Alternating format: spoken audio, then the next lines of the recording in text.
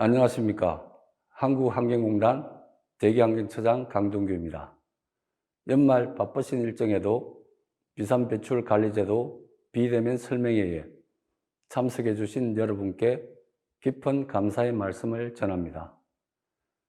금일 설명회는 비산배출 사업장 및 컨설팅 사업자를 대상으로 유해대기 오염물질의 비산배출 저감을 위한 시설관리 기준 세부 이행 지침 개정 사항을 교육하고 홍보하기 위해 마련되었으며, 최근 코로나 재확산에 따른 정부의 방역 지침에 따라 온라인 방식으로 진행합니다. 잘 아시는 것처럼 환경부에서는 대기환경보전법 재개정을 통해 굴뚝의 시설 공정에서 비산 배출되어 인체 유해성뿐만 아니라 오존이나 미세먼지를 유발하는 유해 대기 오염물질을 저감하는 정책을 추진하고 있습니다. 우리 공단에서는 비산배출관리제도 시행 초기부터 사업장에서 원활하게 제도를 이행할 수 있도록 매년 제도 설명회를 개최하여 제도 행정사항 이행 방법과 세부 이행 지침의 재개정 사항을 지속적으로 교육, 홍보하고 있습니다. 금일 설명회를 통해 참석하신 여러분의 비산배출관리제도 전반의 이해도를 높이는 유익하고 알찬 시간이 되시기를 바랍니다. 다시 한번 참석해 주신 모든 분들께 진심으로 감사드립니다.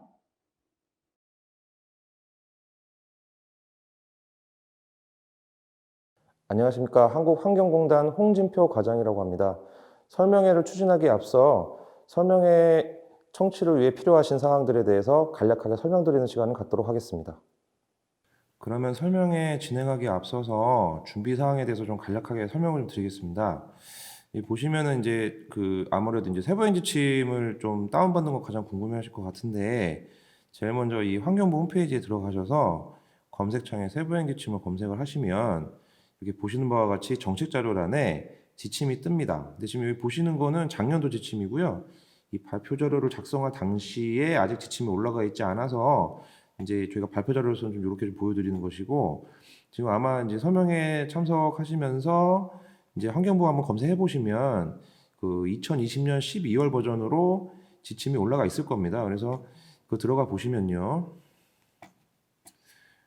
이렇게 게시글이 있고 첨부 파일에 비산배출시설 신고서랑 변경신고서 작성 양식이 같이 첨부가 되어 있고요. 그리고 이제 담당자 여러분들 찾으시는 이제 세부행 지침이 같이 올라가 있을 겁니다. 그래서 지침 PDF를 참고하시면 되고요. 참고로 저희가 세부행 지침은 제본을 해서 올해 말이나 내년 초에 저희가 이제 우편으로 발송을 해 드릴 예정입니다. 그래서 그거는 기다리셨다가 받아보시면 되고, 그 다음에 가장 또 좀 챙겨보셔야 되는 게 이 작성 양식에 대한 부분입니다. 요거 다운 받아서 압축을 푸시면요, 이렇게 5개의 파일이 나와 있고요. 제일 먼저 비산배출시설 신고서 작성 양식과 변경 신고서 양식을 엑셀 파일로 만들었습니다. 이 부분은 이제 작년에도 저희가 만들어서 올려드린 부분인데, 이제 작성 양식이나 이런 부분은 조금 수정을 했고요.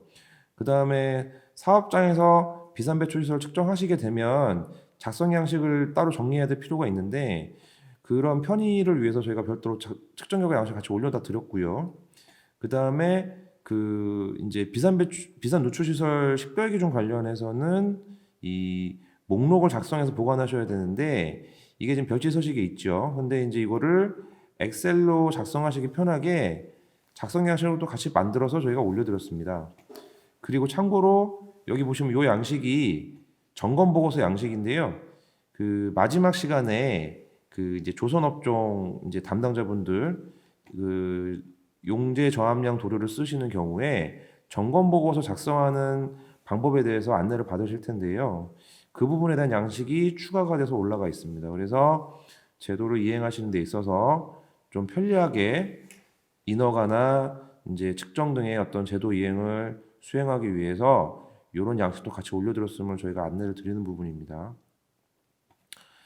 세부행 지침에 대해서 저희 좀 간략하게 좀 개정이력을 좀 소개를 드리려고 합니다. 세부행 지침은 아무래도 이 햅스 제도의 업무 편람이고요. 이제 제도가 시행되면서부터 지침이 계속 재개정이 이루어져 왔습니다. 그래서 15년도에 이제 1, 2업종, 6개 업종이죠. 원유, 정제, 처리업 등 그 업종을 대상으로 세부행 지침이 작성이 됐었고요. 요 당시에는 이제 신고 제도가 시행이 아직 되기 전이어서 이제 이게 15년도 7월 달에 신고 규정이 이제 제정이 되고 나서 이제 지침 1차 개정이 이루어졌고요. 그 다음에 제도가 확대되면서 저희가 지침을 최종적으로 이제 작년까지 4차 개정을 하게 됐었고, 그리고 올해 조선업종 용재 저함량 기준이 신설이 돼서 이번에 이 개정 사항을 근거로 저희가 5차 개정을 하게 되었고, 그 부분에 대해서 설명을 드리는 시간이 되겠습니다. 이번 세부행 지침의 개정 사항은 다음과 같습니다. 첫 번째로 비산 배출 시설의 적용 요건이 조금 개선이 됐고요. 그 다음에 폐수 처리 시설의 신고 방법이 개선이 됐습니다.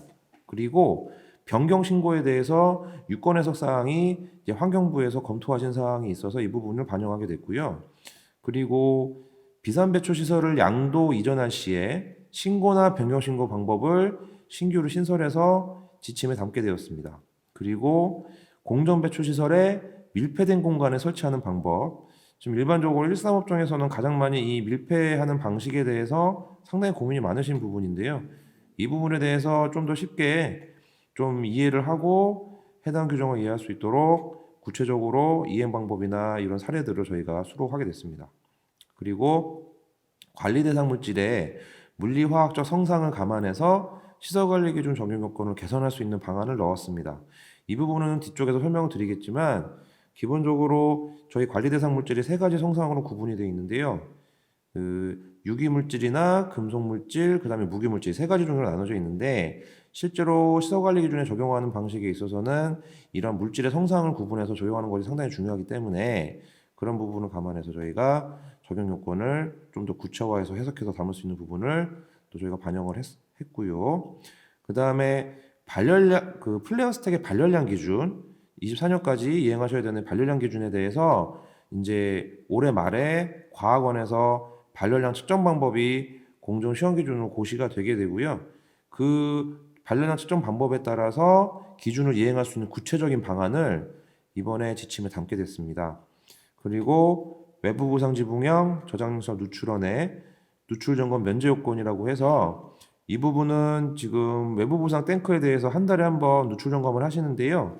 이게 아무래도 그 사업장에서 자체적으로 설정하시는 그 방폭구역에 따라서 사용할 수 있는 측정 장비에 제한 사항이 있음이 확인이 되어서 그 부분에 따라서 저희가 누출 점검을 면제할 수 있는 요건을 검토를 하게 돼서 이제 신규로 유권 해석이 나와서 이 부분을 또 지침에 담게 됐습니다. 뒷부분에 설명을 드리게 될 거고요.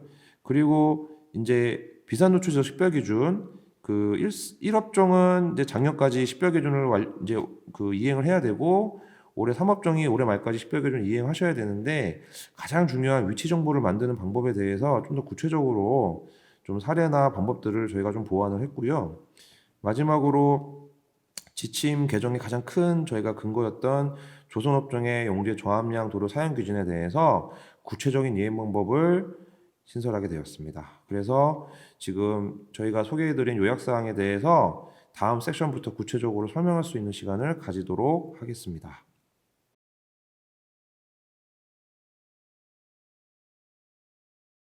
안녕하십니까. 한국환경공단 박진영 대리입니다. 이번 시간에는 비산 배출시설 행정사항 관련 지침 개정 내용을 설명드리겠습니다. 비산 배출시설 적용 요건이 개선이 되었습니다. 유체의 정의를 관리 대상 물질 성상별로 좀 구체화를 했는데요.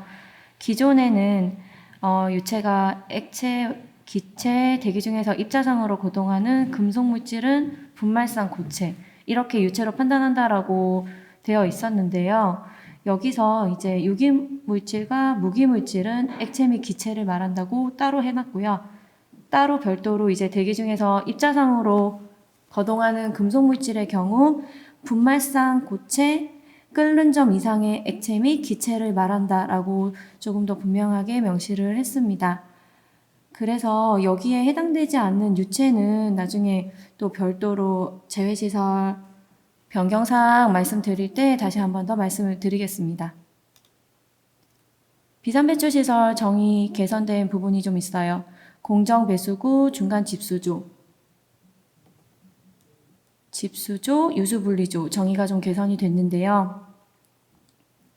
중간집수조는 공정배출시설별로 폐수를 집수하거나 집수조로 이송하기 전에 폐수를 부분적으로 집수하는 시설이다 라고 되어 있습니다. 기존에는 집수조 전단이라고 명시가 되어 있었고요. 여기서는 이제 공중배출시설별로 폐수를 집수한다라고 명시를 해놨고요. 그 다음에 집수조 이송 전에 부분적으로 집수하는 시설로 저희가 정의를 개선을 했습니다. 다음에 집수조는 폐수 처리 전 폐수를 최종적으로 집수하는 시설이라고 되어 있고요. 이때 폐수 처리는 자체 처리와 위탁 처리 등으로 이제 구분을 명시를 해놨습니다. 유수분리조는 기존에는 집수조 유입 전에 물과 비중차로 분리하는 시설이다라고 되어 있는데요.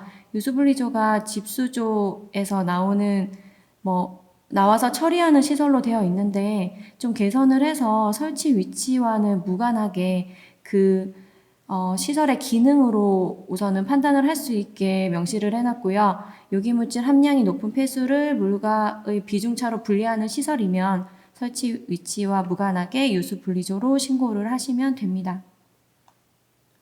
열교환기 신고 방법이 좀 개선이 됐는데요. 반응시설 등 배출가스가 발생하는 열교환기와 유튜브형 열교환기 등 배출가스가 발생하지 않는 열교환기를 구분해서 신고 방법을 명시를 해놨습니다. 기존에는 모두 이제 이 공정배출시설 가로 열교환기로 신고를 하셨었죠. 근데 이제 별도의 열교환기가 신설이 되었고요. 뒤에 그림을 보면서 좀 설명을 드리겠습니다.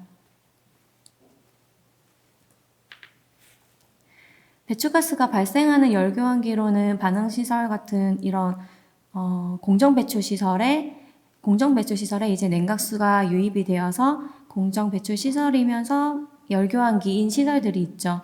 이런 시설들은 이렇게 배출가스를 포집해서 방지시설로 연결 처리를 하죠.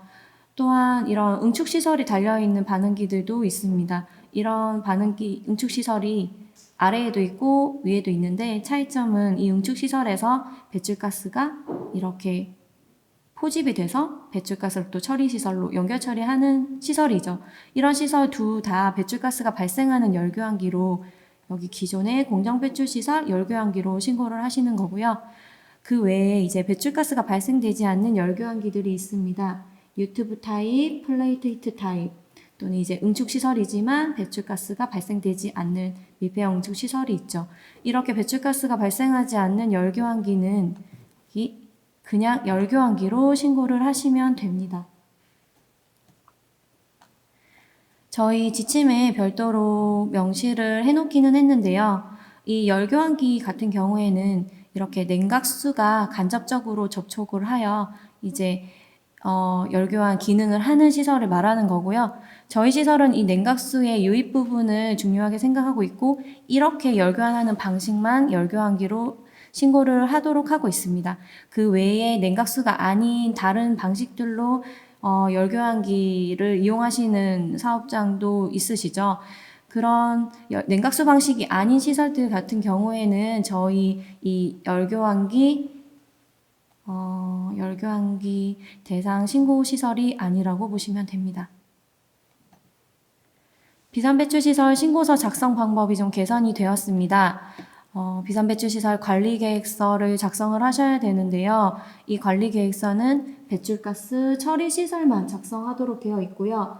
이때 배출가스 처리시설이라고 하면 보일러 가열기 소각시설, 직접 연소 회수시설, 그 밖에 방지시설, 플레어 스택 이렇게 배출가스 처리시설에 해당되는 것만 작성을 하시면 됩니다. 우선 이렇게 목차번호 페이지는 13업종과 2업종, 4업종으로 나눠져 있는 페이지라고 보시면 되고요. 각 업종별로 비산배출시설, 배출가스 처리시설에 대한 내용을 작성하실 때 이렇게 작성하시도록 안내가 되어 있습니다. 조금 더 자세하게 좀 보면요. 비산배출시설 관리계획서는 공정배출시설, 저장시설, 폐수처리시설, 육상출하시설, 비산 누출 시설, 세정 시설, 용해로에 대해 방지 시설 등 배출가스 처리 시설 내역 측정 주기 수량을 작성한다라고 이제 좀 개정이 되었고요. 다음에 이 업종의 플레어스택 내역에서는 이제 플레어스택 내역 관리 계획 수량을 작성한다라고 기재가 되어 있습니다. 사업종에서도 이제 옥내 도장 시설에 방지 시설을 설치를 하시는데요. 이 방지 시설에 관리 계획서를 작성하시는 부분인데요. 방지 시설 내역 측정 계획 수량을 작성한다라고 기재가 되어 있습니다.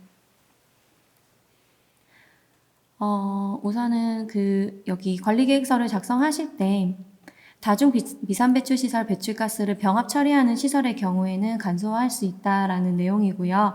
이때 이렇게 비산 배출 시설, 세부 시설, 주요 배출 공정, 배출가스 처리 시설, 규모, 수량, 그 다음에 관리 계획 등을 기재를 하시게 되어 있는데 이 주요 배출 공정까지 다 여러 개의 주요 배출 공정이 하나로 병합 처리되는 경우에는 이렇게 하나의 방지 시설로 기재를 하실 수 있다라는 내용입니다.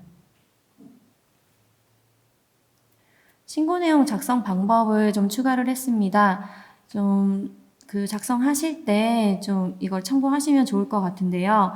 비산배출시설 설치 명세서를 작성을 하시면 그 다음에 이제 여기에서 비산배출시설, 세부시설, 주요 배출 공정 등을 그대로 따오시면 되고요. 관리대상 물질 이렇게 따오시고 규모, 그 다음에 주요시설 관리 기준 적용 내용 이렇게 넣어주시면 됩니다.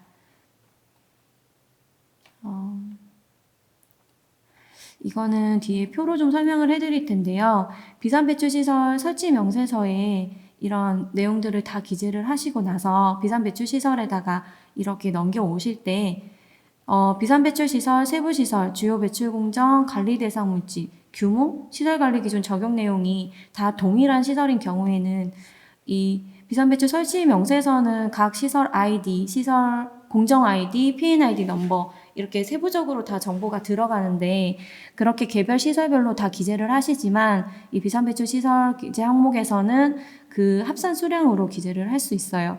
그때 합산 수량으로 기재를 할 수 있는 단서는 그 외에 이런 세부적인 내용들이 다 동일하다라고 봤을 때 합산 수량으로 기재를 하시면 됩니다. 폐수 처리 시설 구분 파악하는 방법을 보완을 했습니다. 폐수관로가 이제 그림을 좀 보면서 설명을 좀 드릴까 하는데요. 여기 보면은 폐수관로가 병합되는 경우에 공정배출시설 또는 직전 폐수처리시설의 개소수로 폐수관로를 구분하여 파악한다라고 개선이 됐어요. 그리고 순환되는 폐수관로도 추가로 파악할 수 있도록 이렇게 안내를 해드렸습니다. 그 다음에 이거는 유권 해석 부분이 좀 추가로 들어간 건데요. 폐수를 최종 집수하는 목적으로 직렬 설치하는 경우 해당 시설들을 모두 집수조로 파악한다라는 문구가 들어가 있습니다. 그림을 보면서 다시 설명을 좀 드리겠습니다. 폐수관로 구분 방법입니다. 공정배출시설에서 요수분리조까지 이렇게 단일 시설들로 연결되어 있는 경우 폐수관로는 하나, 두 개, 세 개 이렇게 우선 구분을 하시면 되고요. 만약에 공정배출 두 개에서 중간집수조로 이렇게 병합 처리되는 경우 이럴 때는 중간집수조에 유입되는 폐수가 두 개의 시설에서 연결이 돼서 병합이 되는 거죠. 그때는 시설 수로 계산을 하시면 되고요.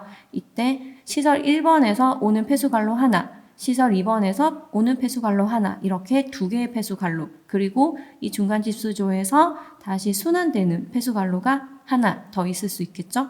이렇게 들어갈 수도 있겠고요. 그렇게 하나 이런 식으로 폐수관로를 구분해서 수량을 산정하시면 됩니다.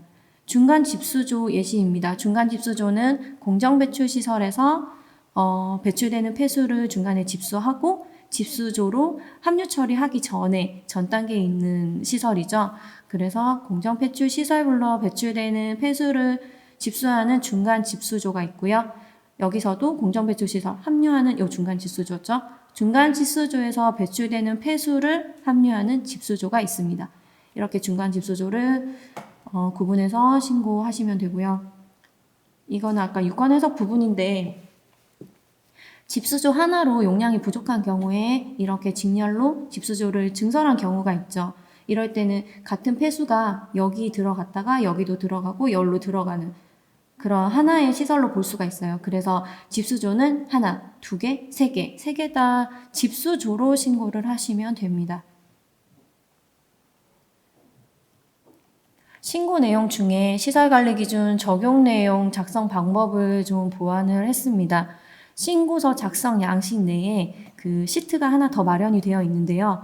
참고 주요 시설관리기준 적용 내용 작성 예시라는 시트인데요. 이 작성 예시가 지침에 나와 있는 그 표 내용을 그대로 넣어 놓은 거예요. 이거를 참고하셔서 주요 시설관리기준 적용 내용에 그대로 이제 기재를 하시면 됩니다. 그 시설관리 기준에서 세부이행 지침에서는 표 2-3에 시설관리 기준 실제 이행 내역을 이렇게 기재를 해놨고요. 지침 참고하시고 신고서 작성하실 때는 이 시트 참고 시트를 참고하시면 좀 더 편하게 신고서 작성을 하실 수 있으실 것 같아요. 비산배출시설 변경신고 절차 등의 개선사항이 좀 있습니다. 변경신고 기한으로 변경 전에라는 유권 해석 부분이 좀 반영이 됐어요. 기존의 지침상으로는 변경신고는 증설 교체의 경우 가동 개시 이전에 하여야 하고 폐쇄는 폐쇄 후 할 수 있다라는 부분이 있었고요. 그 다음에 만약 예를 들어 배출가스 처리 시설 및 시설관리 기준 제외시설 증설 교체의 경우에는 가동 개시 이전에 하여야 하고 제외시설 폐쇄는 폐쇄 후에 할 수 있다라는 기준이 있었는데요. 개정이 좀 됐습니다. 좀 강화가 됐기도 하고 좀 완화가 된 부분도 있는데요. 우선은 이렇게 증설 교체를 하실 때 비산 누출 시설이 포함되는지 여부를 좀 중요하게 보고 있어요. 비산 누출 시설 같은 경우에는 설치를 우선은 하고 나서 비산 누출 시설의 개소수가 어느 정도 변경이 됐는지 확인이 가능하신 부분이라 우선 비산 누출 시설이 포함이 되지 않았을 때는 설치 이전에 그 다음에 비산 누출 시설을 포함한 증설 교체인 경우에는 우선 설치를 다 하시고 가동 개시 이전에 이렇게 변경 신고를 하셔야 합니다. 그 다음에 여기 이건 좀 강화가 된 기준이죠. 배출가스 처리 시설, 시설관리 기준 제외 시설 등의 증설 교체의 경우에는 기존에는 이제 가동 개시 이전이었는데요. 이것도 위에 그 비산 누출 시설 제외한 증설 교체의 경우랑 동일하게 설치 이전에 폐쇄는 폐쇄 후에 이렇게 좀 강화가 된 기준으로 변경 신고를 하셔야 합니다. 오기누락 변경 신고 기준일 요건이 추가가 됐습니다. 기존에는 그 사유를 안 날에 대한 내용을 구체적으로 좀 표현을 해놨는데요.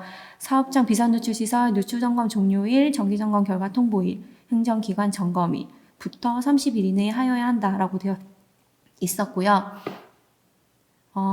이제 좀 기준이 요건이 추가가 된 건 정기점검 외에 저희 공단에서 이제 사업장 기술 지원을 하고 그 결과를 통보하면 그것도 이제 그 사유를 안 날로 인정을 하고요. 그래서 그 이후로 30일 이내에 변경 신고를 하셔야 합니다.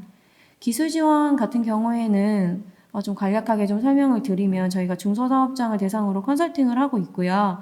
그 지원 내용으로는 비산배출 저감제도 안내, 시설관리 기준 이행 방법 교육 부분이 있고요. 그 다음에 비산배출 시설 최적 설치 운영 방안을 제시하는 분야가 있고, 지금과 같은 이제 설치 운영 신고서 및 변경 신고서 작성 지원도 해드리고 있습니다. 추가적으로 이제 최초 연간 점검보고서 작성 지원도 별도의 분야로 지원을 해드리고 있고, 비산배출 시설 측정 지원, 사업장 주변 흡수 대기 환경 농도 모니터링 등도 지원을 하고 있습니다. 관심 있으신 분들은 공단에 그 지원 신청을 해주시면 좋을 것 같아요. 이거는 현행에는 없던 기준인데요. 비산배출 시설 양도, 양수, 이전에 따른 변경 신고 방법을 신설을 했습니다. 사업장을 양도하는 경우에는 양도인 신고증명서상의 대표자를 양수인으로 변경하여 변경 신고를 하여야 한다. 그리고 이제 사업장을 이전하는 경우 기존 신고증명서를 폐쇄하고 이전 주소지를 기준으로 설치 신고를 하여야 한다. 이 내용들은 이제 기존 사업장이 이제 사업장 기준으로 판단을 하시면 되고요. 지금 위에 있는 내용은 이제 사업장이 시설은 그대로 있는데 대표인이 변경되는 경우라고 보시면 되고, 아래쪽은 사업장 자체가 주소지가 이전이 되는 경우예요. 이럴 때는 이제 신규 사업장으로 판단을 하고 있고요. 그래서 기존 신고 증명서를 폐쇄 신고하시고, 대표인이 같다고 하더라도 이제 주소지가 이전이 되면 시설이 이제 신규로 설치 신고를 하셔야 된다라는 이제 해석 부분이라고 보시면 됩니다.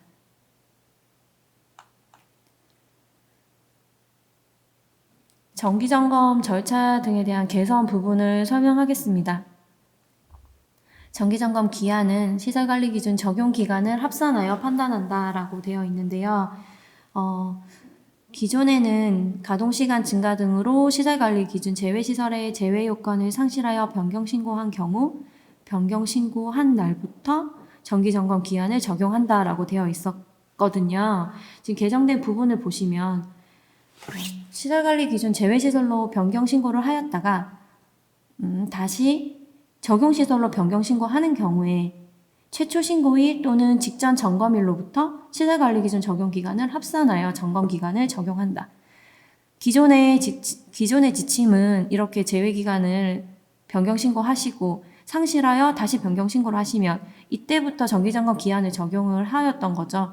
지금 개정된 부분을 보시면 최초 신고하고 1년 뒤에 제외시설로 변경신고를 하셨어요. 그리고 한 2년 정도 제외시설 기간을 가지다가 다시 적용시설로 변경신고를 하셨어요.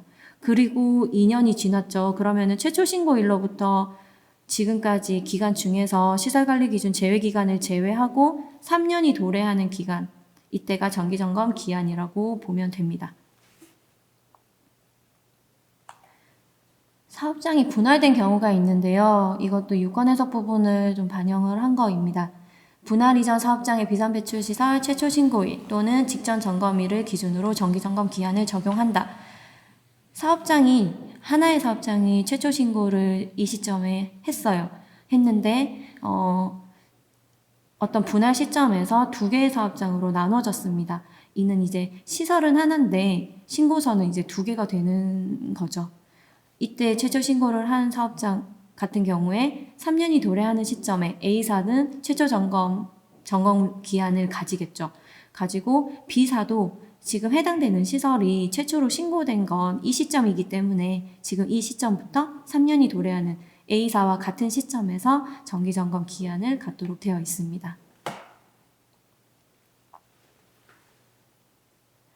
가동 중지되는 경우에 대한 유권 해석 부분입니다. 최초 신고일 또는 직전 점검일로부터 전체 비상배출시설이 6개월 이상 가동 중지되는 경우에 정기점검 기한을 1년 유예하여 적용한다 라는 지침이고요.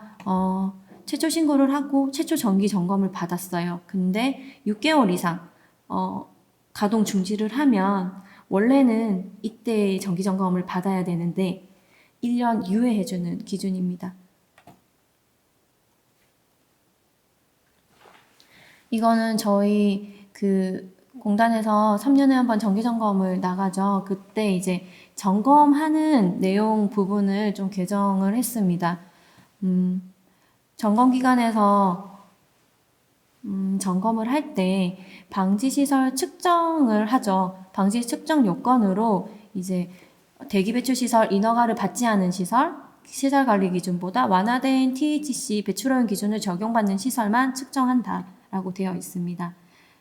비산배출시설, 배출가스 처리시설로 이제 직접 연소 회수에 의한 시설, 그 밖에 방지시설 점검 내용 중에서 점검 기간의 실제 측정은 관리 대상 물질의 물리화학적 성상에 따라 구분해서 점검을 하도록 되어 있습니다.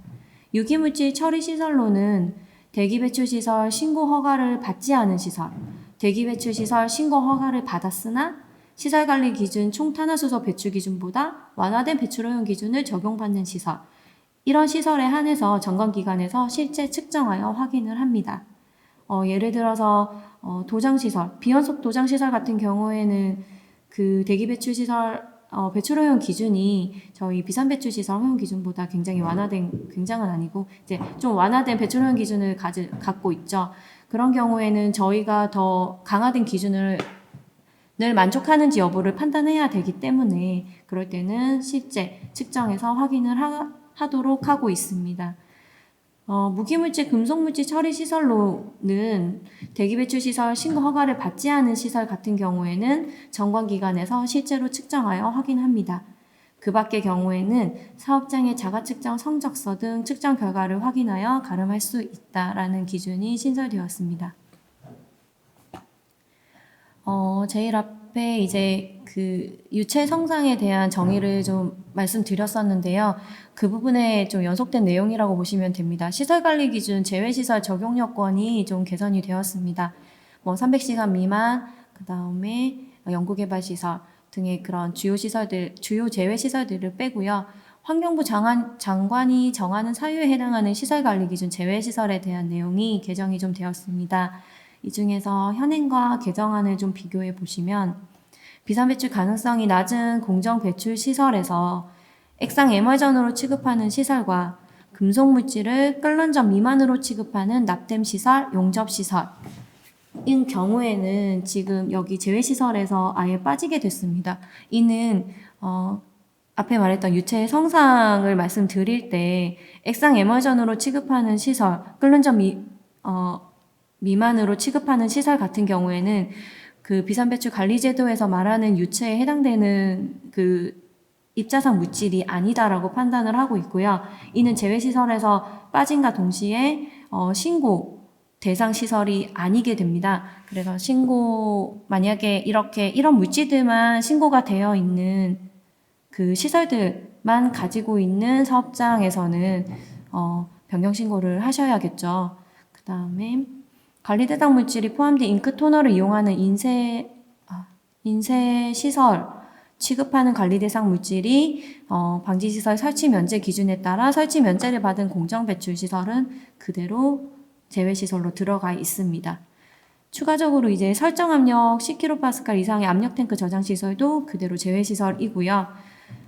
여기 보시면은 이제 안전상의 이유로 시설 관리 기준을 준수하기 어려운 펌프와 비제조 구역 내 펌프 및 시로 채취 장치는 각 그 세부행 지침 비산 누출 시설 해당 지침에서 별도로 제외되는 기준을 별도로 적용을 하고 있어서 이런 세부행 지침 전체에 대한 제외 시설로 이제 명시를 하지 않고 제외가 빠지게 되었습니다. 지금까지 비산배출시설 행정사항 관련 지침 개정 내용을 말씀드렸고요. 이제 다음 시간부터는 각 업종별 시설관리 기준 지침 개정 내용을 알려드리도록 하겠습니다.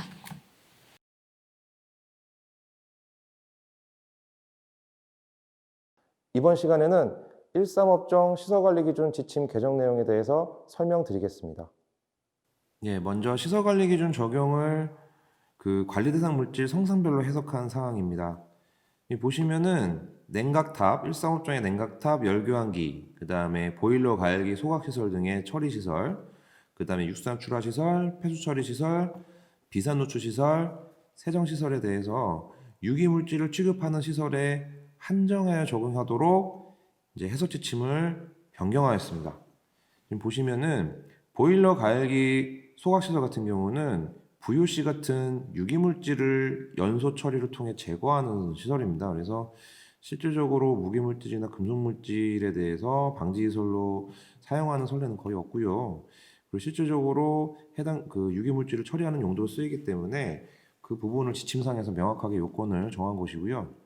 그 다음에 열교환기나 냉각탑의 경우에도 이제 당초 지침에도 들어가 있던 내용이었습니다만 이게 이제 물보다 비중이 가벼운 유기물질이 이제 냉각탑으로 이제 넘어가서 환기팬을 통해 배출되는 그런 원리이거든요. 그렇기 때문에 무기물질이나 금속물질은 냉각탑을 통해서 배출되는 원리가 적용되지 않기 때문에 유기물질에 대해서만 적용하도록 그렇게 좀 해석을 하게 됐고요. 그 다음에 육상 출하 시설의 경우에도 실질적으로는 그 휘발성이 높은 VOC 물질을 대상으로 적용하도록 하는 취지가 있기 때문에 이 부분도 유기물질에 대해서 적용하도록 그 해석 지침이 변경이 됐습니다.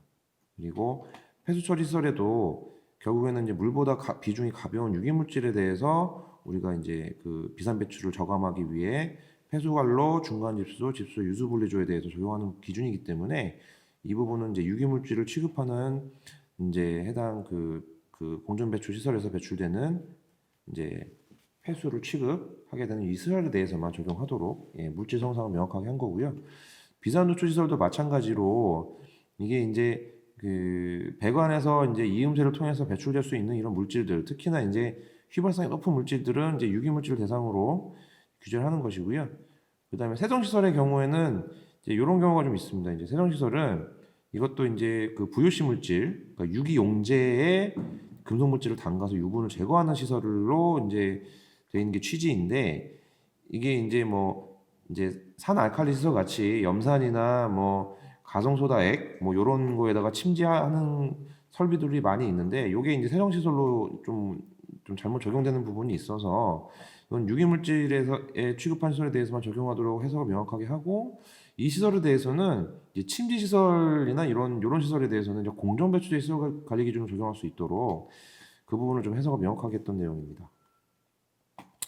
그다음 이제 공정 배출 시설에 대해서 밀폐된 공간 해석 지침을 개선했습니다. 첫 번째로 이제 큰 꼭지는 저희가 유동식 벽체에 대해서 설치를 허용했다는 건데요.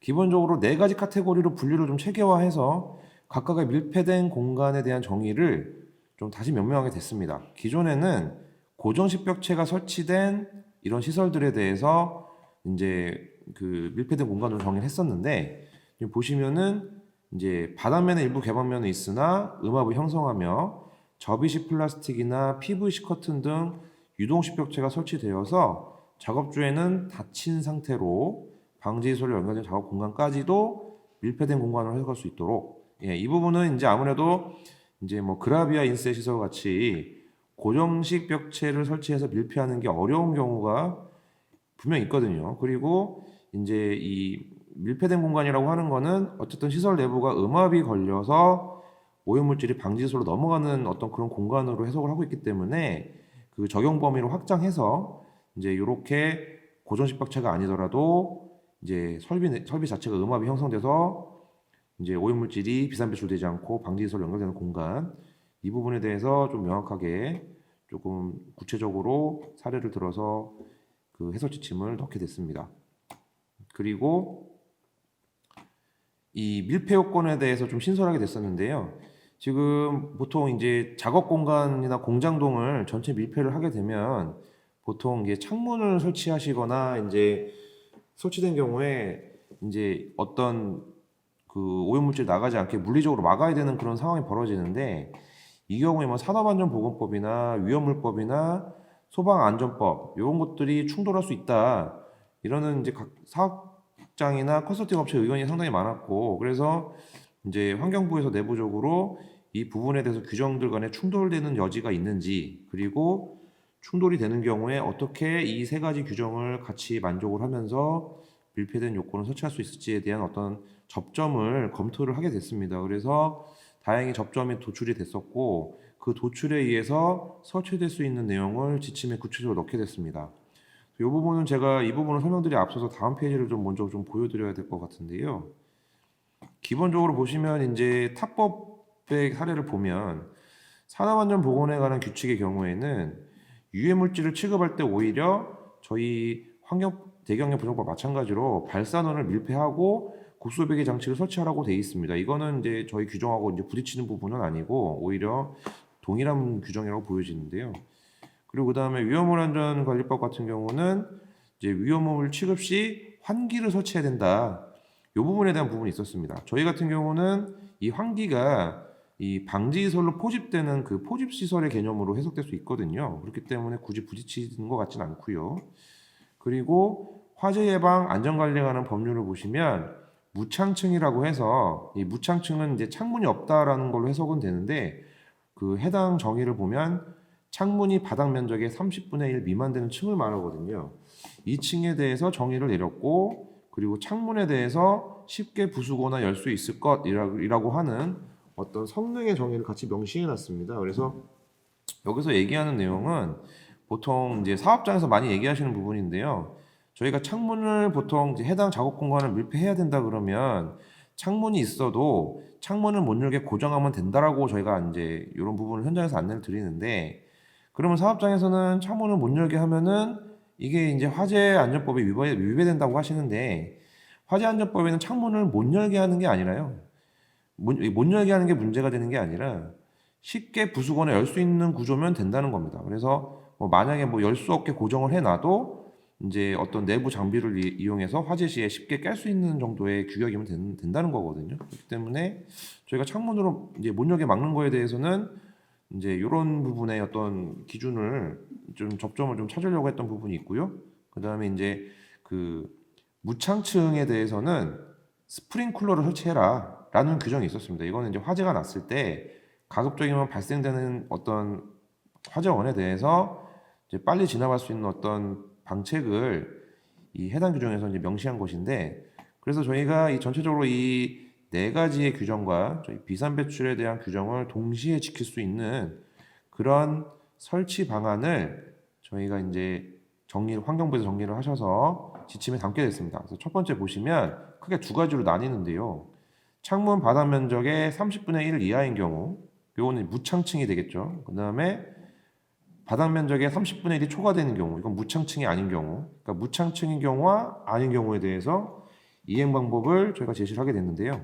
첫 번째로 무창층인 경우에는 스프링쿨러를 설치를 하도록 명시했습니다. 그리고 이제 급기 시설이나 급기구를 설치할 수 있도록 내용을 넣었습니다. 그래서 다만 이제 급기 시설의 경우에는 방지 시설로 포집되는 포집량보다는 적어야 된다는 거. 그 다음에 급기구의 경우에는 이 급기구 면적에서 음압이 걸려야 된다는 거. 이 부분의 요건을 추가하게 된 것이고요. 그리고 무창층이 아닌 경우에는 스프링쿨러를 설치하지 않아도 되고 급기구나 급기시설을 설치할 수 있다라는 방안으로 검토를 하게 됐습니다. 그래서 지침에 들어가는 내용은 창문은 개방되지 않게 고정을 하고요.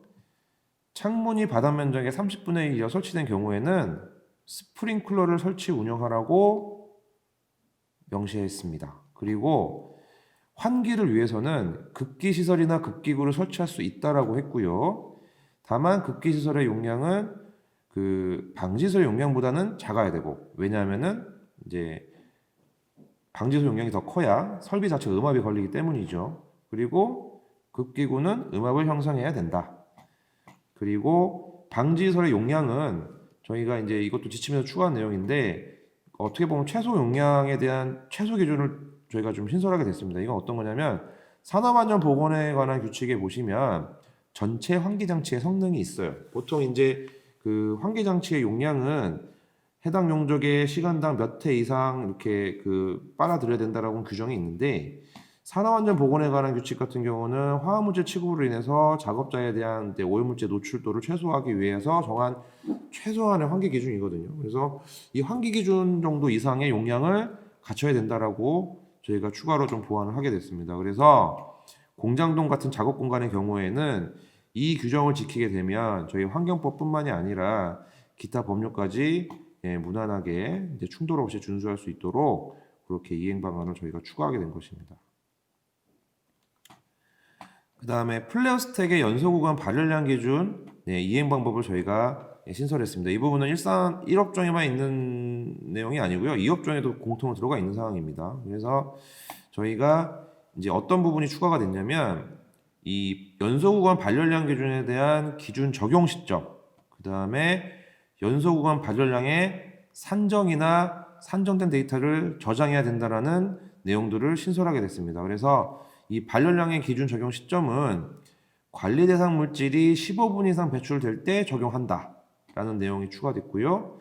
그 다음에 이와는 별도로 그 이제 기존 지침에 들어있던 플라스틱의 종류 중에 연소형 공기 보조 방식이 있습니다. 연소형 공기 보조 방식이 있는데, 이 부분은 배출가스 배관의 유효 직경이 9인치 이상인 경우에 이제 기존에 제시됐던 연소형 공기의 그 현재 시설관리 기준에 제시되어 있는 연소형 공기 보조 방식의 발열량 기준을 적용하지 않고, 그 스팀이나 혼합 공기 보조 방식의 발열량 기준, 저희 시설관리 기준 나와 있는 2,401kcal죠.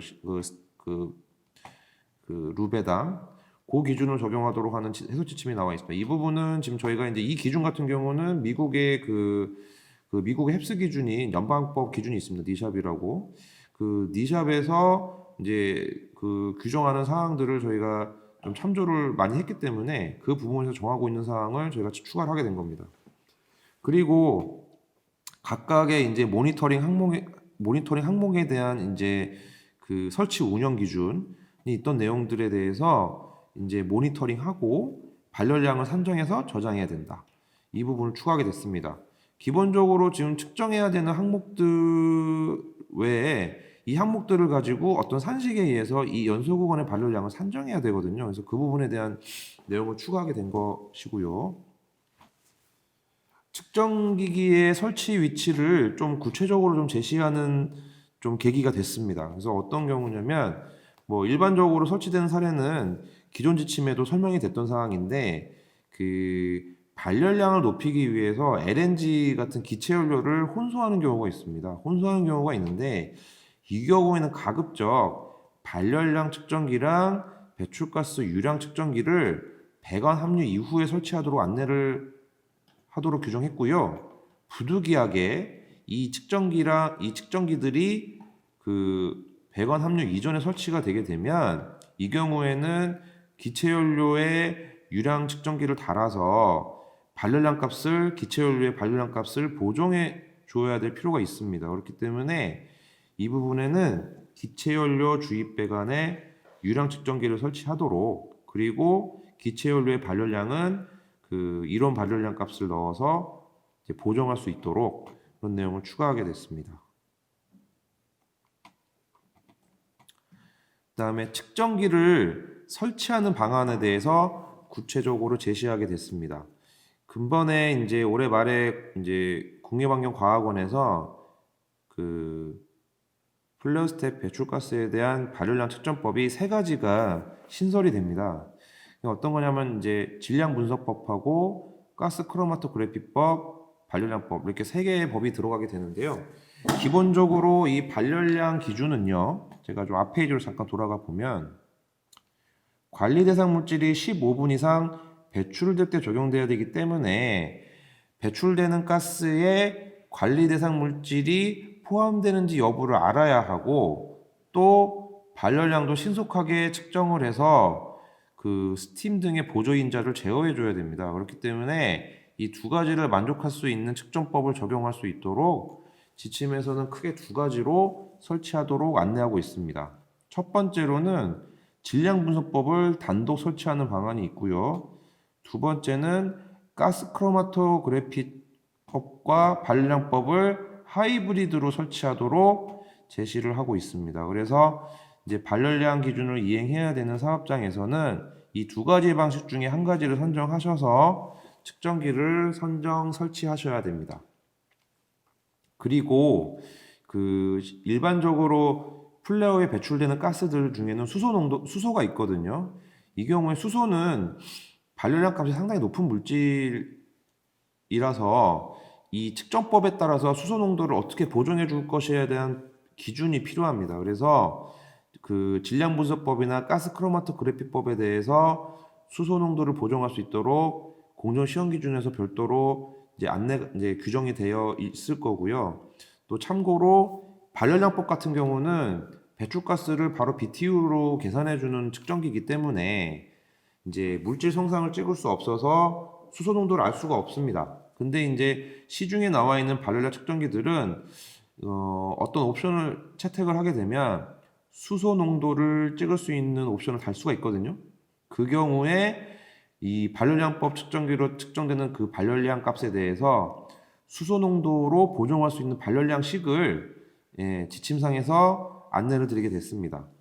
이 부분은 대개용 공정 시험 기준에도 들어가는 내용입니다. 근데 전체적으로 저희가 기준 내용을 설명하다 보니까 이 내용이 좀 들어가게 됐고요. 그 다음에 그 스팀 유량이나 혼합 공기 유량, 연소형 공기 유량들을 측정할 때는 지금 현재 공정 시험 기준에는 오리피스 방식하고 초음파 방식 2가지가 제시가 되어 있습니다. 열선 방식도 제시가 되어 있지만 열선 방식은 이제 고유석에서는 좀 측정이 어렵기 때문에 거의 채택하지 않을 가능성이 높고요. 그래서 실질적으로 이렇게 두 가지 방식의 공정적인 명시가 돼 있고, 저희가 이제 그 발열량 기준을 참고했던 미국 기준에는 이런 질량 요속에 의한 방법도 허용을 하고 있습니다. 실제로도 국내에도 질량 요속 방식을 채택하려고 하는 사업장도 계시고요. 그래서 이제 공정 시험 기준에는 없지만 저희가 지침상으로라도 이 질량 요속에 의한 방법을 적용할 수 있도록 저희가 해당 문구를 넣게 되어 있고요. 그리고 저희가 니샷 규정을 참고로 해서 질량 요속에 의한 방식으로 산정할 수 있는 유량 상식도 저희가 제시를 했습니다. 그래서 보시면은 이제 분자량분의 이제 유속 측정기에서 찍히는 그 값들, 그리고 해당 인자들을 곱해서 최종 유량을 산정할 수 있도록 그렇게 제시하게 됐습니다. 그래서 여기 보시면은 유체 분자량은 스팀의 경우는 18, 그 다음에 연소용 공유는 29를 적용하도록 저희가 지침에 제시하게 되었습니다. 그 다음에 플라스텍의 이제 측정하는 자료에 대해서 이제 저장 방법에 대해서 이제 그 부분을 규정이 필요하게 되어서 저희가 이제 이 부분을 넣게 됐고요. 그 저장 방법은 다음과 같습니다. 이제 보시면은 이제 TMS와 같이 데이터 로그와 같은 저장 장치를 좀 활용을 하셔야 되고 별도로, 그리고 측정기의 각 측정 결과는 연속적으로 수집 저장돼야 된다. 그리고 이 측정 자료의 그 측정값 한 개의 측정 시간, 그 측정 단위는 15분 단위로 평균하거나 적산해야 된다. 그래서 지금 그 15분 단위는 시간당 00분부터 59분까지 15분 단위로 데이터가 저장이 돼야 되고요.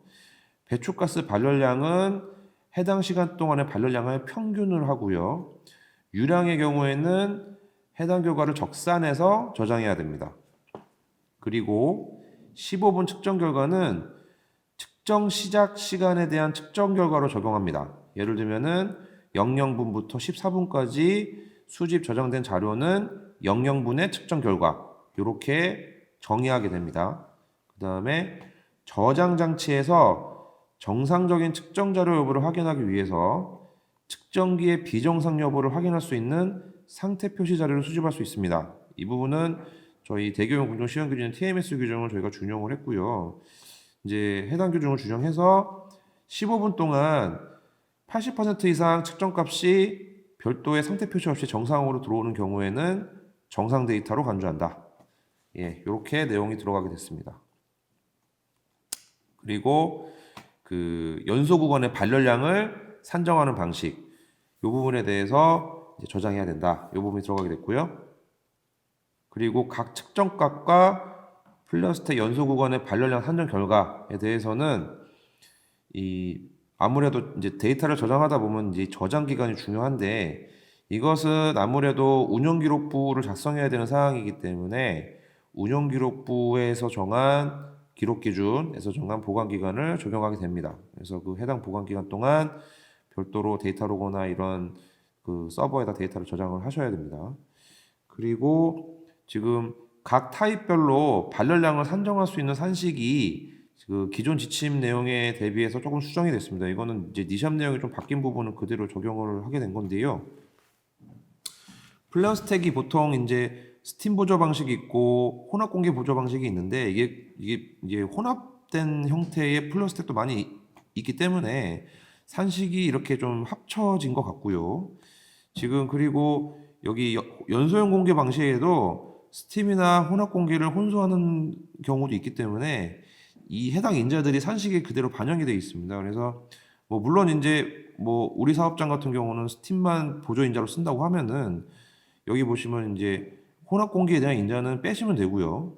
해당되는 그 인자만 넣어서 계산하시면 됩니다. 근데 가장 먼저 중요한 것은 우리 사업장의 플라스텍이 스팀이나 혼합 공기 보조 방식의 연소 구간 기준을 적용할 것인가, 아니면은 그 연소형 공기 그 발열량 기준을 적용할 것인가, 그걸 먼저 판단을 하셔야 되겠지요. 그래서 거기에 따라서 계산을 해주시면 됩니다. 그리고 아무래도 이 발열량을 일정 수치 이상 이제 유지를 하시려면 이 제어 인자들, 보조 인자들에 대해서 어떤 단파를 조정하셔야 되겠죠. 그래서 최적의 연소 구간 발열량을 위해서 보조 인자들, 스팀 배관, 혼합 공기 배관, 연소용 공기 배관, 기체 연료 배관에 대해서 제어 밸브를 설치하고 별도의 제어 시스템을 통해서 모니터링 되는 각각의 측정 결과에 따라서 제어할 수 있다. 이 부분은 그 사업장 자체적으로 발생하는 배출가스의 발열량이 높으면 필요가 없으실 수도 있으나 아무래도 이제 그런 여건들이 충분하지 않은 경우에는 이런 별도의 제어 시스템이 필요하실 수도 있습니다. 미국의 경우에는 이 제어 시스템이 별도로 상품화돼서 판매가 되고 있고요. 그래서 이제 이런 부분들을 충분히 검토를 하셔서 이제 채택을 하셔서 운영을 하시는 게 이제 필요하실 거라고 생각이 됩니다. 지금 보시는 자료는 실제로 플라스틱에 대해서 각 인자별로 이제 제어를 하게 된 최종 측정값을 보여주는 겁니다. 여기 보시면 이 파란색 구간들은 15분 단위의 데이터고요. 15분 단위로 데이터가 끊어져서 지금 이 구간대로 들어오고 있고, 저희가 지금까지 이제 지침에 담아진 내용으로 해석을 하게 되면 연소 구간의 발열량 기준의 적용 시점은 여기 보시는 이 빨간색 구간입니다. 자, 먼저 보시면은 관리 대상 물질이 배출되는 이 벤트의 그래프가 요 시간대에 이렇게 올라가게 됐죠. 이때 보시면 이제 이 0보다는 좀 높게 나와 있었는데 이 부분은 아무래도 뭐 개장에어나 뭐 질소가스 뭐 이런 것들이 나가는 구간일 것 같고요. 이제 15분이 충분하게, 그러니까 15분이 좀 안 되는 시간대에 배출가스가 발생이 됐고, 이 부분 같은 경우는 이제 관리 대상 물질 여부는 GC로 확인을 하셔야 되는 부분이고, GC로. 이게 필요하면 이게 GC 데이터가 같이 데이터가 매핑이 될 수도 있겠죠. 그래서 요 매핑된 구간에 대해서 관리 대상 물질이 나갔던 구간이다 라고 판단이 드는 시점, 요 시점 내에서 이제 15분 이상 나갔던 시간만 이 기준 적용하게 되는 거고요. 그래서 실제로 이 빨간색 라인, 스팀 보조 인자의 단파 라인을 보시면 처음에 배출가스가 배출되게 돼서 이제 아무래도 순식간에 발열량이 올라가니까 이제 매연 저감을 위해서 스팀이 초반에 좀 많은 양이 들어가게 됩니다. 많은 양이 들어가게 되는데 결국에는 이제 발열량 기준을 맞추기 위해서는 스팀량이 계속 올라가면 안 되기 때문에 일정량 이상 줄어들어 있는 걸 보실 수가 있죠. 줄어들었다가 다시 배출가스가 다 배출이 되고 나서는 평상시 수준을 유지하는 걸로 이런 식의 트렌드로 나가게 됩니다. 그래서 여기 보시면은 배출가스의 발열량이 이렇게 올라가게 되는데, 그죠? 스팀량이 줄어들게 되니까 종국적으로 연소 구간의 발열량은 기준치 이상을 만족하게 되는, 이 노란색이 기준치라고 이제 가정을 하게 되면요. 그래서 이 정도를 만족하게 되는 이런 데이터를 보여주는 겁니다. 그래서 15분이 안 되는 구간은 발열량 기준을 적용하지 않고 15분 이상 되는 구간에 대해서만 적용하는 거고요.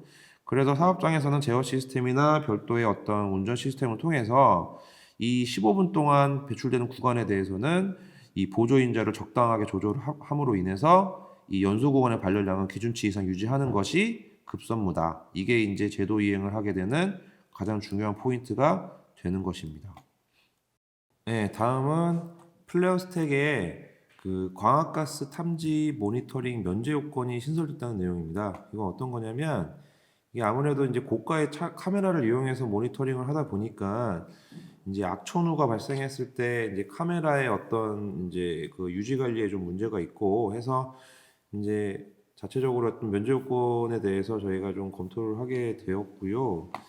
결론적으로는 이제 이 악천후의 조건을 저희가 이제 지침에 다음과 같이 담게 됐습니다. 이 부분은 기상청에서 모니터링 전날이나 당일날 호우주의보나 호우경보가 발령되는 경우를 말합니다. 전날인 경우는 예보가 되겠죠. 전날, 당일에 대해서 예보가 되거나 당일날 발령이 되는 경우 두 가지로 이제 볼 수가 있으십니다. 그래서 이 부분에 대해서 모니터 면제를 해주고요. 이와 별도로 이제 카메라가 고장나는 경우에도 모니터를 면제할 수 있도록 지침 내용을 추가하게 됐습니다. 다만 이 사항에 대해서는 이제 운영기록부를 작성하셔야 되는 부분이 있기 때문에 해당 사항을 꼭 운영기록부에 명기를 하시고 증빙자료를 꼭 첨부를 해주셔야 됩니다. 그렇기 때문에 이제 그 부분에 대한 요건을 충족을 하셔야지만 이 면제 요건을 적용받을 수 있다는 점 설명드리고요. 다음으로 플레어 스택의 매연 발생에 따른 비정상 가동에 대한 최종 보고서 작성 방법을 저희가 좀 추가하게 됐습니다. 그래서 이게 최근에도 이제 매연이 발생된 사업장에 대해서 최종 보고서가 관할 행정기관에 보고가 올라오고 있는데요. 아무래도 이 보고 내용들이 좀 필요한 사항들이 좀 없고 이제 사업장별로 보고서의 양식도 천차만별이다 보니까 좀 이런 부분에 대한 좀 통일이 필요하다는 각 환경청과 이제 환경부의 의견이 있으셔서 이런 부분을 감안을 해서 이제 그 어떤 보고서 작성 예시나 꼭 들어가야 되는 내용들을 좀 추가하게 됐습니다. 그래서 보시면은 이제 가장 중요한 부분은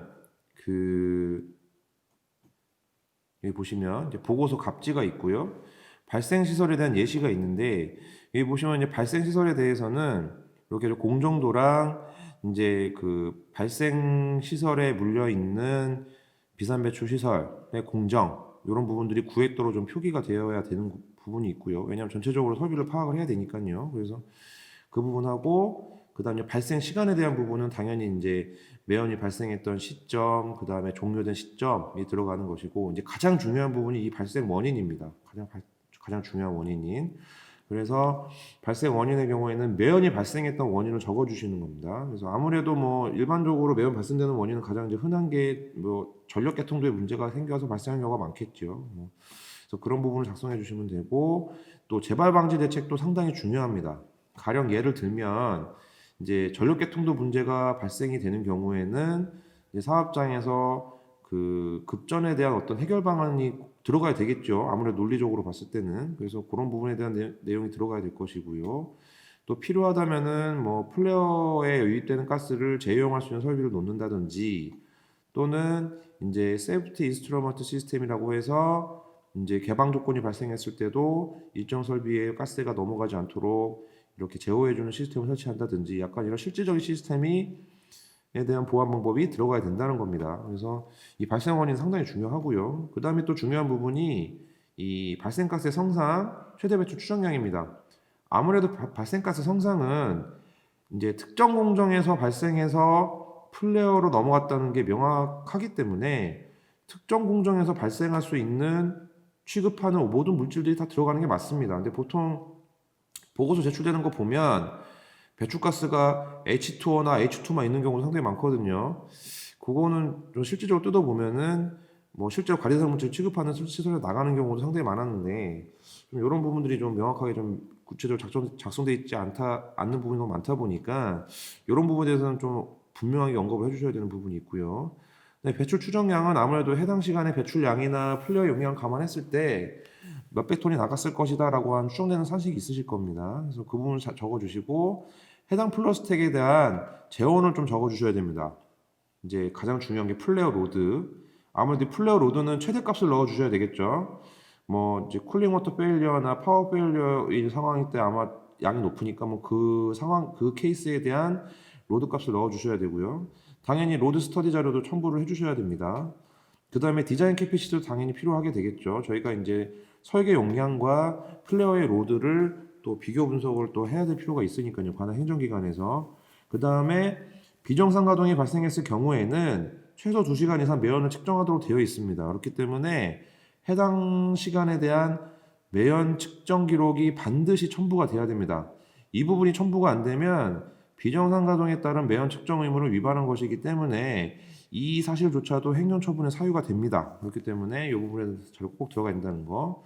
그래서 보고서의 폼은 3페이지로 분량은 작지만 이 요건을 확인해 보시면 이 부분에 대한 내용이 좀 구체적으로 들어가게 되면 좀 상황이 좀 길어지겠죠. 그래서 이런 부분들을 반드시 포함해서 작성하셔야 된다는 거.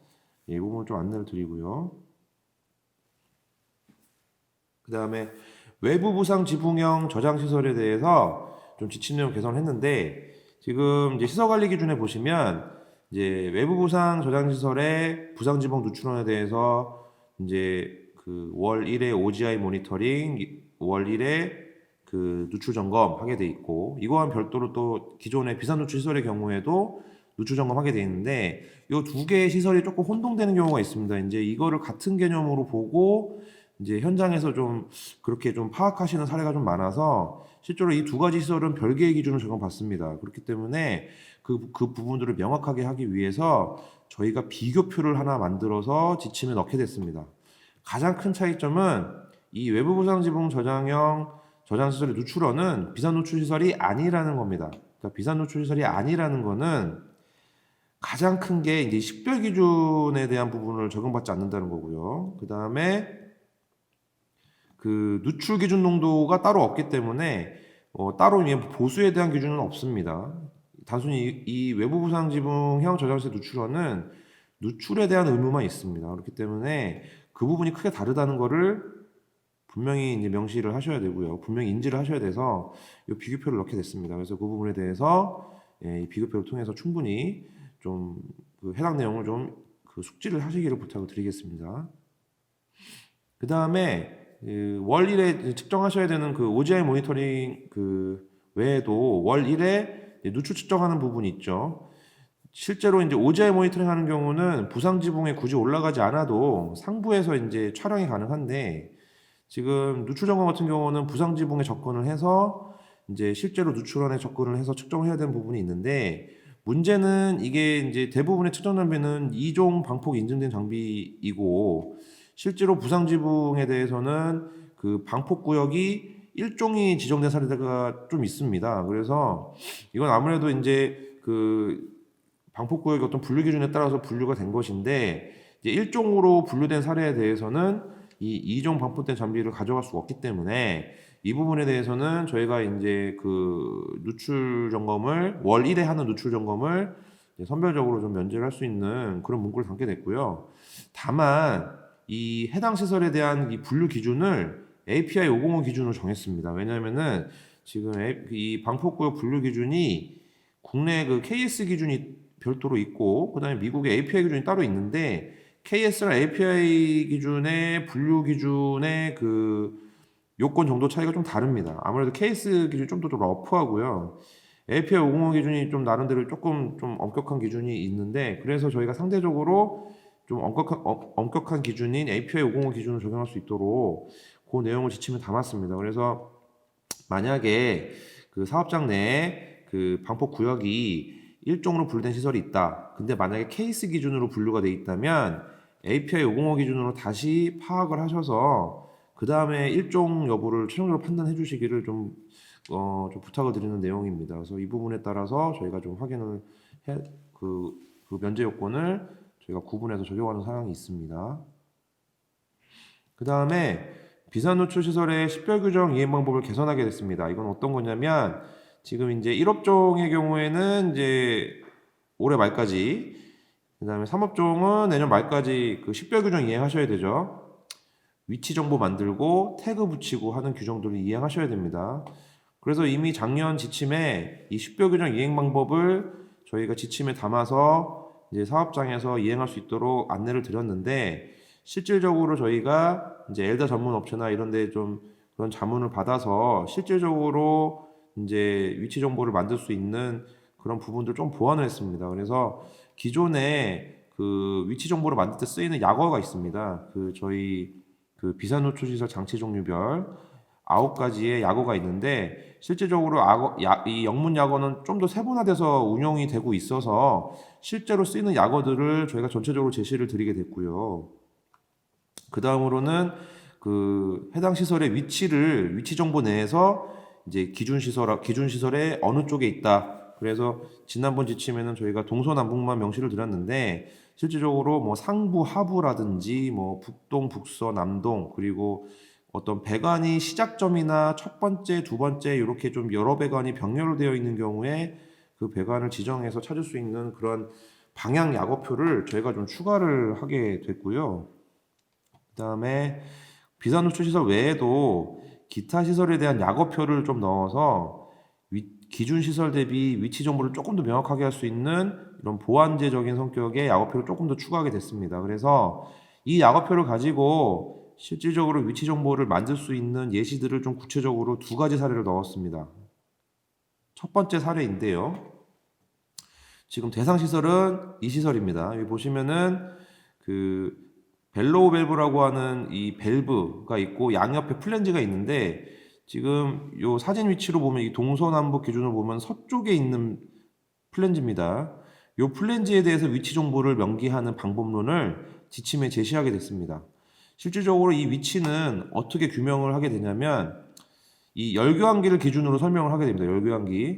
열교환기랑 이 플랜지가 설치되어 있는 배관의 사이즈 그리고 이 밸브에 대한 어떤 위치. 그러니까 보시면은 열교환기 하부에 있는 배관에 있는 플랜지인데 이 밸브의 서쪽에 있는 플랜지라고 하는 의미의 위치 정보를 만들게 되는 예시입니다. 그래서 이 위치를 해석을 하면 열교환기 하부 및 밸브 서쪽에 위치한 플랜지다. 지상층 0.7m 높이의 직경 6.5인치 수평 배관에 설치된 어태칭 플랜지다 라는 의미입니다. 이 위치 정보를. 그래서 이 위치 정보를 보통 저희가 비산 노출서 목록에 들어가야 되는 위치 정보 양식으로 작성하게 되면 이렇게 작성이 됩니다. 그래서 지금 G0.7, H6.5 요거는 해당 시설에 설치된 배관에 대한 규격이고요. 그 다음에 AF는 해당 시설의 장치 종류별 약어입니다. 기존에 저희가 플랜지 약어 쓸 때는 FLG라는 약어를 썼는데 저희가 이번에 추가한 약어 중에 보면 어태칭 플랜지는 AF로 명명하게 됩니다. 뒤쪽으로 넘어가 보시면 여기 보시면 플랜지 중에 어태칭 플랜지는 AF라고 돼 있죠. 그래서 그 표기를 사용을 해서 저희가 이제 이걸 AF로 명명하게 되는 거고요. 중요한 거는 이제 배관에서의 AF는 아는데 이 AF가 기준 시설 어느 쪽에 있다는 걸 표현해 주기 위해서 이 부분이 들어갑니다. 어떻게 들어가냐면 아까 얘기했던 열교환기 E1105의 하부에 있다. 여기 보시면은 이제 빌로우라는 약어인 BLW가 들어갑니다. BLW E1105면 E1105 하부에 있다는 뜻이고 그 다음에 밸브 ELV1108이라는 거는 이 1108번이라는 벨로우 밸브의 서쪽에 있다는 뜻입니다. 그래서 다시 한번 설명을 드리면 자 G 그러니까 지상층에 있는 배관입니다. 배관의 위치는 지상 바닥면으로부터 0.7m 높이에 있고요. 배관은 수평 배관입니다. 그리고 배관의 사이즈는 6.5인치고요. 그 배관에 설치된 어태칭 플랜지라는 뜻인데 더 구체적으로 들어가 보면 이 1105라고 하는 열교환기의 하부에 있고 그 다음에 1108이라고 하는 벨로우 밸브의 서쪽에 있다라는 뜻입니다. 그래서 이 정보를 가지고 현장에서 저희가 위치를 찾을 수 있는 위치 정보로 활용하게 되는 것입니다. 두 번째 예시를 좀 설명을 드리면 자 반응시설이죠. 반응시설 상부에 있는 볼밸브입니다. 볼밸브. 이 볼밸브의 위치를 저희가 위치 정보를 만들어 보는 겁니다. 자, 이거를 쭉 위치를 설명해 보면 일단 이 배관의 사이즈에 대한 부분을 명명을 해야 되고요. 그 다음에 기준시설, 이 기준시설의 어느 부분에 있다라는 부분이 들어가야 됩니다. 그래서 이 위치 정보를 만들 때는 이 배관의 하부, 이 반응시설의 상부라는 표현을 써가지고 만들게 됩니다. 그래서 보시면 반응시설 V105 상부 및 90도 꺾인 배관이라고 되어 있는데 죄송합니다. 이건 오타인데요. 45도 꺾인 배관입니다. 45도 꺾인 배관 하부에 위치한다. 그리고 이 밸브가 설치된 요 층이 3층입니다. 3층. 그래서 3층 0.8 높이의 직경 4.5인치 수직 배관에 설치된 볼 밸브다. 라는 위치입니다. 그래서 요거를 위치 정보를 매핑을 하게 되면 기본적으로 이 배관은 3층에 지상 3층 바닥면에서 0.8m 높이에 있고 수직 배관이고 배관 사이즈는 4.5인치 그 다음에 볼밸브다 라는 뜻이고요. 그 다음에 구체적인 위치 정보는 V105라는 반응시설의 상부에 있고 45도 꺾인 배관의 하부에 있다 라는 뜻입니다. 그래서 요 위치 정보로 해당 시설의 위치를 가늠할 수 있고요. 실제로 해당 시설들에 대해서는 다 태그가 부착되기 때문에 최종적으로 시설을 찾을 때는 이제 근처에 가서 태그 번호를 확인함으로써 위치를 찾게 됩니다. 그래서 이런 방식으로 이제 위치 정보를 만들 수 있다. 라는 내용입니다. 예, 저 긴 시간 들어주셔서 감사드리고요. 예, 다음 시간인 사업종 시설관리 기준의 지침 개정 내용에 대해서 진행하도록 하겠습니다.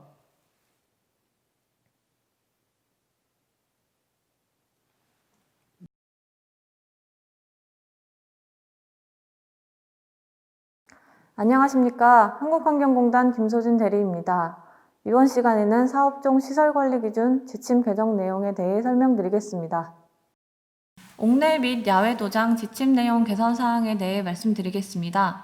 용재 저함량 도료 사용 기준 이행 방법이 신설되었는데요. 구체적으로 VOC 배출량 산정 방법, 연간 점검 보고서 작성 방법 등에 대해 설명드리겠습니다. 이번에 개정된 내용은 지침의 목차 4-4-3을 참고하시면 되고요. 페이지로는 362페이지를 참고하시면 될 것 같습니다. 개정사항은 실제 사용한 도료 및 희석제에 대해 도료 중 휘발성 유기화합물의 함유량 산정 방법, 용기 표시사항 등에 관한 고시를 참고하시면 되는데요. 국립환경과학원에서 나온 고시고 2015년에 나왔습니다. 이 고시에 따라 휘발성 유기화합물 함유량을 공인 분석기관을 통해 분석하시면 됩니다. 도료 및 희석제 휘발성 유기화합물 함유량은 관리 대상 물질 5% 미만 도료의 경우 연 1회, 관리 대상 물질 5% 이상인 도료와 희석제의 경우 최초 1회만 분석하시면 됩니다. 파악된 도료 및 희석제의 연간 사용량과 휘발성 유기화합물 함유량을 통해 관리 대상 물질 5% 미만 도료 사용에 따른 휘발성 유기화합물 배출량을 산정해야 합니다. 관리 대상 물질 5% 미만 도료의 동일 제조사, 동일 기능을 가지는 관리 대상 물질 5% 이상 도료의 고형분 부피비를 통해 1 및 2에 따른 휘발성 유기화합물 연간 배출량을 산정한다 라고 되어 있는데요. 여기서 말하는 1과 2는 1의 경우 저함량 도료를 사용하지 않을 때에 옥내 도장 시설을 운영하시는 경우를 의미합니다. 그리고 2는 저함량 도료를 사용하지 않으시는 경우에 야외 도장 시설을 운영하시는 경우를 의미합니다. 상기 기준에 따른 연도별 사용 기준을 준수하고 배출량 저감이 확인되는 경우 옥내 도장 시설에 대해 기기 설치된 방지 시설을 제외한 추가 방지 시설 설치 기준 22년까지 100% 설치해야 되는 기준을 의미하는데요. 야외 도장 시설의 도료 사용 기준을 적용받지 않는다입니다. 이 내용은 현재 18년도부터 순차적으로 방지시설 용량을 증설하게 되어 있는데요. 만약에 내년부터 저함량 도료를 사용하신다고 변경 신고하는 경우에도 20년까지는 해당되는 방지시설에 대해서 그 %만큼의 용량을 방지시설을 설치하셔야 된다는 얘기입니다. 내년부터 저함량 도료를 사용하신다고 변경 신고하시는 경우에는 21년 기준에 따른 저함량 도료 기준도 만족하시고 20년 기준의 방지시설 용량 기준도 만족하셔야 된다는 내용입니다. 그리고 다음으로 산식을 설명드릴 텐데요. 도료와 희석제 제품별 사용량과 VOC 함량, 옥내 도장시설의 방지시설 설치율을 통해 산정하는 것인데요. 지침의 목차 번호는 4.4.3을 참고하시면 되고요. 페이지로는 349페이지부터 354페이지를 참고하시면 됩니다. 먼저 관리 대상 물질 5% 미만 도료를 사용하에 따른 VOC 배출량을 산정하는 식입니다. 5% 미만의 VOC는 옥내 도장에서 발생하는 VOC 배출량, 야외 도장에서 발생하는 VOC 배출량을 합한 것입니다. 먼저 이 앞에 옥내 도장에서 배출하는 VOC 배출량을 설명드릴 텐데요. 먼저 옥내 도장에서 사용하시는 도료 사용량과 도료의 휘발성 유기화합물 함량을 곱해야 합니다. 도료 사용량 같은 경우에는 리터 단위고요. VOC 함량 같은 경우에는 그램 퍼 리터 단위이기 때문에 이 도료에서 발생하는 휘발성 유기화합물 량을 알 수 있게 됩니다. 다음으로는 희석제 사용량과 VOC 함량을 곱하게 됩니다. 앞과 마찬가지로 희석제에서 발생하는 VOC의 배출량을 알 수 있게 됩니다. 도료와 희석제를 여러 가지 사용하실 거기 때문에 앞에 시그마를 붙였고요. 각각의 도료의 사용량과 배출량은 VOC 함량을 곱하셔서 총합을 내시면 될 것 같습니다. 그 다음에 0.001을 곱하게 되는데요. 이것은 도료 사용량 같은 경우, VOC 함량 같은 경우가 그램 단위이기 때문에 킬로그램으로 바꿔주려는 단순 상수입니다. 다음으로 방지시설 설치율을 산정을 해줘야 하는데요. 방지시설 설치가 100% 되지 않았을 경우에 방지시설 설치가 됐을 경우 90% 저감을 한다고 가정을 해서 좌측 같은 경우에는 방지시설을 통해 배출되는 VOC를 의미하고요. 우측 같은 경우에는 100% 설치가 안 됐을 경우에 방지시설을 통해 배출되지 않고 그냥 배출되는 VOC를 의미한다고 생각하시면 됩니다. 다음은 야외 도장 시설에서 발생하는 VOC 배출량인데요. 앞서 설명해 드린 것과 같습니다. 각 도료와 희석제의 사용량에 따른 VOC 함량을 곱해 주시고요. 이 또한 하나가 아닐 것이기 때문에 시그마를 통해서 각 도료와 각 희석제에서 발생하는 VOC 배출량을 합산을 해주시면 됩니다. 1 및 2에 따른 VOC 배출량은 용제 저함량 도료를 사용하지 않았을 경우의 배출량으로 용제 및 용제 저함량 도료의 고형분 부피비 비율을 통해 용제 도료와 희석제 사용량을 환산해 줄 수 있습니다. 이 산식을 간단하게 설명드리겠습니다. VOC 배출량은 옥내 도장 시설에서 발생하는 VOC와 야외 도장에서 발생하는 VOC를 합산하시면 되는데요. 이 옥내 도장에서 발생하는 VOC와 야외 도장에서 발생하는 VOC의 산출식은 거의 같은데 다른 점이 있다면 방지시설 설치율을 반영하는가입니다. 야외 도장 시설 같은 경우에는 방지시설이 없기 때문에 이 내용이 없고요.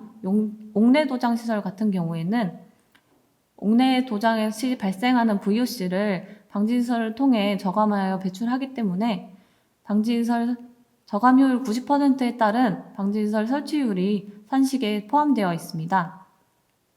그리고 옥내 도장과 야외 도장에서 발생하는 VOC를 산정하기 위해 공통적인 부분이 있는데요. 여기 빨간 박스를 보시면 용제 도료 사용량을 환산해 주는 것을 먼저 볼 수 있습니다. 예를 들어서 58% 미만의 도료를 사용하시는 경우에 58% 미만의 도료를 사용하시지만 만약에 58% 이상의 도료를 사용했을 경우에 VOC가 얼마나 발생하는지를 산출하는 것인데요.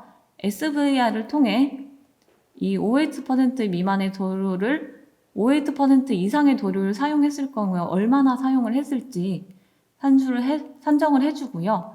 또 저함량 도료 같은 경우에는 희석제를 사용하지 않지만 58% 이상의 도료를 사용하실 경우에는 희석제를 사용하시는 걸로 알고 있습니다. 따라서 도료와 희석제의 혼합 비율을 반영을 해주어야 합니다. 따라서 도료 같은 경우에는 도료 비율로 곱하고요. 희석제 같은 경우에는 희석제가 분자로 올라가서 희석제와 사용량을 환산해 줄 수 있습니다.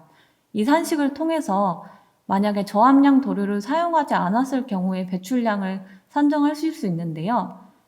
다음 표를 보시면 7-1 휘발성 유기화합물의 연간 배출량 및 배출 저감량 세부 내역이라는 엑셀 표를 보실 수가 있는데요. 이 엑셀 표는 환경부 홈페이지를 통해 저희 세부이행 지침 파일과 함께 올라가게 되는 엑셀 파일입니다. 이 엑셀 파일에 앞서 보여드린 산식들이 수식으로 들어가 있기 때문에 여기 저희가 예시로 몇 개 적어놨는데요. 이 연간 사용량이나 휘발성 유기화합물 등을 입력을 해주시면 저희가 수식을 통해서 휘발성 유기화합물 배출량, 1과 2에 따른 휘발성 유기화합물 배출량, 휘발성 유기화합물 배출량을 자동으로 계산하실 수 있습니다. 결국에 저희가 알고자 하는 것은 저함량 도료를 사용할 경우에 사용하지 않았을 때보다 VOC가 같거나 적게 배출되어야 한다는 것이기 때문에요. 이 마지막에 휘발성 유기화합물 저감량만 보시면 되는데요. 이것이 0보다 크게만 나오시면은 맞게 사용하고 계신다고 판단하시면 될 것 같습니다. 이 위의 엑셀 파일은 사업장 내부에서 단순 참고용으로만 사용하시는 내용이고요. 이 하단에 보시면 7번 관리대상 물질 58% 미만인 도료 사용 시 휘발성 유기화합물의 연간 배출량과 배출 저감량이라는 표가 있습니다. 이것은 저희 연간 점검 보고서에 새로 생긴 엑셀인데요. 위에 엑셀 파일을 참고하셔서 하단에 점검 보고서를 작성하실 때 상단에 엑셀 파일을 참고하셔서 입력을 하시면 되고요. 시설 구분, 도료 희석제 구분, 제품량, 연간 사용량, 휘발성 유기화합물 함유량, 휘발성 유기화합물 함유량, 휘발성 유기화합물 연간 배출량과 저감량을 작성하여 주시면 됩니다. 긴 시간 경청해 주셔서 감사드립니다. 댓글에 질의사항을 남겨주시면 내일 같은 시간에 설명드리겠습니다. 감사합니다.